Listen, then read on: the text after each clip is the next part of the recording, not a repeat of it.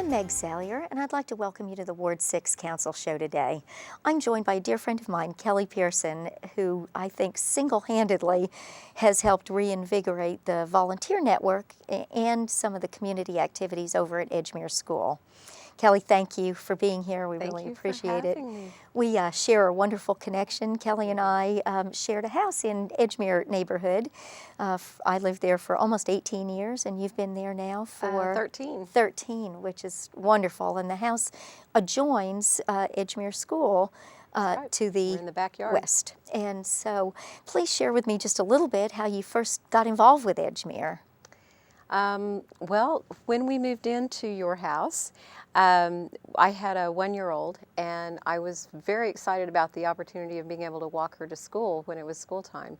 And so I started trying to get involved with the school then and never got a call back. And would try every once in a while. I'd go back up and say, I'm knock on the door. I'm still ready to volunteer, and I never got called. And so my kids ended up going to different school, and then about 6 years ago, my son-in-law was hired there at the school to teach 6th grade. And so I thought, this is my chance. And I went running in and said, what can I do to help? And the principal gave me a laundry list of things that were needed that were sort of not covered by MAPS during the MAPS for kids. And so I went home and thought, what did I just do? And I called my neighbors, and they're in Edgemere Park, and not one person said no to me. Isn't that incredibly heartwarming, really? It was great to know that everybody cared about this school. And so I thought, well, if our neighborhood cares, I bet the other 4 neighborhoods that surround the school do too. So I started calling around there, and we ended up developing Friends of Edgemere School. Great. And besides the neighbors, we got the alumni involved too. Perfect.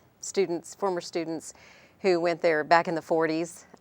They ended up chairing our committee. Talk to us a little bit, because it's really, to me, I'm not from Oklahoma City, but being here for 28 years and getting involved with community leaders, more times than not, that leadership came out of Edgemere School and then on to Harding and some others, but Danny B. Hightower. Danny B. We had, at Edgemere, we had Ed Cook of Hancock. We had Judge Ralph Thompson. Right. Who was a federal judge for many years. Joe Carroll Cameron, American Fidelity. Yeah. We have, I'm going to blank, so many that are just so involved today with what we're doing there at the school. And Jim Fentress at Fentress Music. And so when they get a chance to come back to school, does it bring back memories for them? It does. We walk the halls, and they'll remember these stories, and they'll tell me these stories. And I got so much, I love history anyway, and so to know the history of the school is just fascinating. Matter of fact, we had our 100th celebration last year of the school being there for 100 years. Oh, goodness. And so we did a big celebration for the kids at the school, and then we did a reception for the alumni.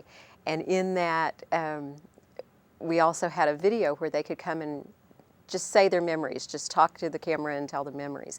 So we did this great CD, DVD that they can purchase that has all these memories that they had over the years. It's pretty cool. But you know, I think one of the things that we're seeing in Oklahoma City as we kind of embark on this great renaissance is people's understanding of how community schools and neighborhoods go hand in hand. You can't have a healthy neighborhood without having a vital and healthy community school. And starting with Friends of Edgemere, I mean, it was just a great stepping stone to begin to get the neighborhood engaged. That's and right. I really thank you so much for doing that.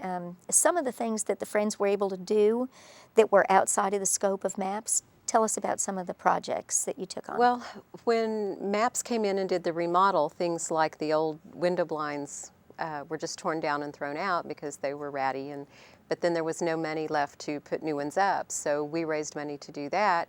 And an alumni, Mike Smith, I'm going to go blank here on a name, Design Resources. Michael Smith. Michael Smith. Yeah. He came in and he gave us the sold us the window blinds at cost and actually got a discount on those, and then did all the installation. And if you've seen Edgemere windows, they're huge. They did all the installation for free. Oh, and then they come back every year and do kind of a checkup on them and fix what needs to be fixed, and they do that for free. That's so wonderful. So that's neat. We put in a full playground that has a really cool basketball court, and the basketball court can convert into tennis courts or a volleyball court. We have swings, we have tetherball. I mean, it's just a fun place for the kids. So we did that. We saw to it that the school was fully furnished with new furniture, so we have had all new furniture put in. I think you raised the money to do the beautiful sign outside, which was important. We did. I'm trying to remember what else we've done with lots of things. Well, I mean, it's just incredible. And from there came landscaping. That was the other thing. And it needed it. Yes, it did. It really did need it. It's on such an important corner there at 30th and Walker. It's a real significant structure in the neighborhood. From there, Kelly, you began some partnerships, and one that I was familiar with just because I knew some of the folks in, I think the Loyal class was called Peeps. Peeps. And it was partnering with the Edgemere with the Paseo. The artists in the Paseo and several volunteers throughout the community who would come in and they would teach art classes with the help of an artist. They would teach these art classes to our students.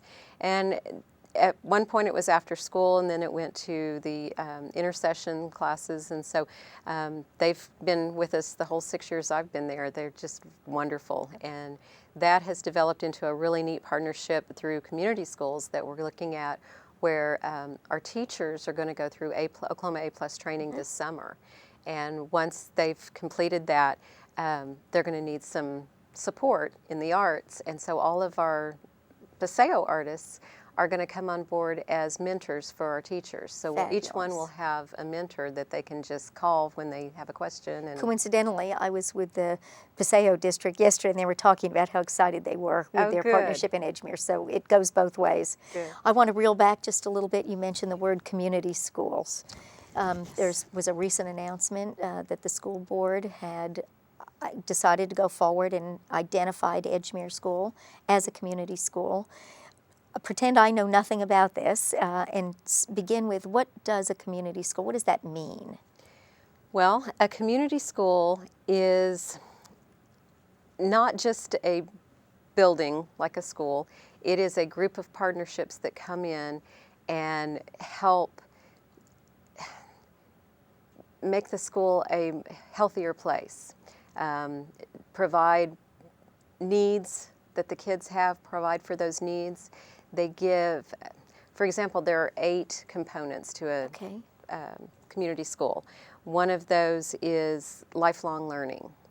And we've been talking with OSU OKC about that particular component, because a lot of our parents are either don't have their GED yet, or they don't have a college degree, and so they can't provide for their families as well as they might want to. And so OSU OKC has agreed to come in and possibly do a fair where they would bring each of their departments in and show what kind of degrees you can get, and then have financial aid available so that they could just go directly over to financial aid and fill out those forms and get them on the way for the parents for their own. So you're embracing the families, not just the students. Yeah, it's not just about the students, because students come to school with all these problems that they're not just isolated. It's not just the students. So we're going to help the families, we're going to help the communities and the neighborhoods, and try to make it a healthier place for everybody. Great.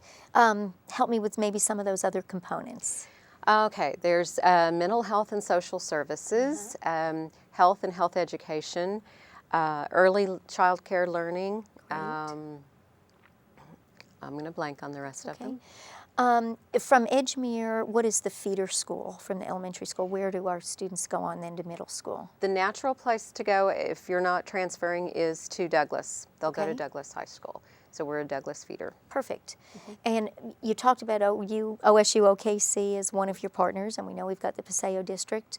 Right. The Foundation for the Oklahoma City Public Schools has always been dear to my heart, and is an organization that helps support those needs that the school and the school district can't do in and of itself, so a little bit like Friends of Edgemere on a larger scale. I know that they're working closely with you. They are. They have for the whole 6 years that I've been involved at Edgemere. When we first started Friends of Edgemere, we are not a 501c3. We're not incorporated or anything, and so we needed a place to put our money where people could get those tax incentives of giving to us, and they created a pass-through account. So we were the foundation's first pass-through account. Great. And so schools can use the foundation in that manner. They can raise money and put it in the foundation, through the foundation, and the foundation will pass it through back to the schools. So I would be really remiss if we didn't talk a little bit about money, because that seems to be one of the things that we're always short of. If someone wanted to help Edgemere, they can do so through the foundation. They can. And either make cash donations, and just be sure to designate that it would be for Edgemere School. That's right. They also have something wonderful called the Teacher's Warehouse. The Teacher's Warehouse is amazing. This got started a couple of years ago with some pizza boxes, of all things. Someone donated pizza boxes that had been misprinted and couldn't be used, and they didn't know what to do with them, and so they called Robin Hilger at the foundation and said, can teachers use pizza boxes? So she says, I don't know, let me call around and find out. And she got rid of all those pizza boxes and nothing flat, and so it sort of spawned the idea of what else do they need and what could they use. And so every so often supplies are gathered, and every month there's a call to teachers to get online and order supplies, and so they can go online and order their supplies, and then they come and pick them up. And so everything from copy paper, you mentioned misprinting, there's all kinds of notepads items. or pencils, Pens, crayons, any kinds of anything. supplies. And if there's any businesses out there who maybe have some supplies that they're not using, if they want to do a green clean of their closets, call the foundation and donate those things, because they can find a good home for them. I even think I know the phone number. Correct me if I'm wrong, but I think it's 879-2007. That's correct. Good. I've got that one in good. my Rolodex. So, terrific. Well, Kelly, you to me are a perfect example of how, number one person can make a huge difference in the lives of our children. But secondly, how, an individual can rally a neighborhood and garner the kind of support that our schools and our kids need. We're not in this alone. No. And I think it's important, to remember that even though your kids aren't at Edgemere, you care deeply, and the neighbors care deeply about what happens to our students in the system. Those young people are our future.